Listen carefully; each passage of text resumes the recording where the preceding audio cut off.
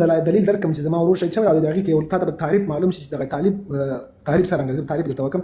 زما ورور شهید شو ثاقب صاحب. زه په جمهوریت حاکم وو. زه لاړم په پکتیکا ولایت کې مولوي قاسم په هغه وخت کې طالبانو والي وو. مولوي عبدالحق حقاني د استخباراتو رئیس وو. د حلقې مشر یو بل مولوي وو مفتي وو. هغه نه پوهېږم چې د کوم ځای و. دغه خلکو ته زه ورغلی یم. دې خلکو ته ما عریضې کړې. جمهوریت په افغانستان کې حاکم وو.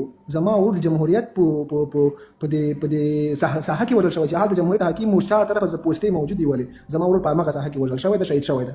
زه هغه کسانو ته تللی یم کوم چې د اسلامي امارت په پکتیکا کې حاکمانو، لکه د استخباراتو رئیس شو مولوي عبدالحق حقاني د استخباراتو رئیس، مولوي قاسم د پکتیکا والي په هغه وخت کې.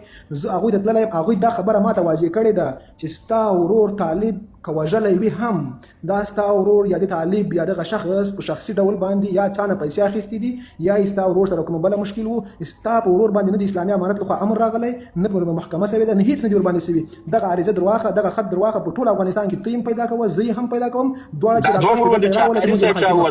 دا دوه ورور د چا ووځل؟ قاري صاحب هغه خپل بدعوت ووځل، هغه چا ووځل؟ اول اوس دغه دویمه خبرې ته راځم. ثاقب صاحب د خبره وکړه د ما دغه د مشر ورور چې هغه ماته دا خبره کړې چې ته هم پیدا کوه، زه به یې هم پیدا کوم، چې دواړه دلته راکش کوو، محکمه یې کړو. اسناد یې اوس هم په لاس کې دي را سره. دا قاري صاحب چې ووځل دا طالب نه ووځل؟ قاري صاحب زما ورور دا اوس چې شهید شو، دا اوس چې شهید شو، دا اوس چې شهید شو. په دې کې اندړه باته خبر ته وګونې سکنه و دې چې ودی زی بیخ اندر لبا زما دا اوس ورور چې شهید شو. زه وایم په دې کې طالب یو نفر وپکي، خو کله چې ماته موضوع ښکاره شوله چې زما په قتل عمدي قتل کې طالبانو وژلي دي او ښه کار یې کړی دی، په دې کې ولې بده خبره؟ عمدي قتل کې زما ورور طالب وروانه کړی. زما ورور باندې طالب عمدي قتل کې همدغه ورور دا اوس چې عمدي قتل کې نه الله خان زما حوصله تنګه شوه. یوه خبره درته یوه خبره ورور مې رانه خفام نشي، خو یو تاریخ واقعیت درته وایم. لایف نه چې ښکته شي بیا پر دې باندې پر ځان کمپله راکړه شي او ښه سوچ هم پرې وکړه. دومره ستر بې غیرته انساني جهاد نه لري.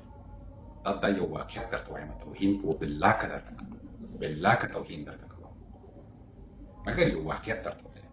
لکه پوه نشم څه دې وویل؟ غیرته انساني جهاد نه لري. ستا ورور شهید دی، زه ورته شهید وایم.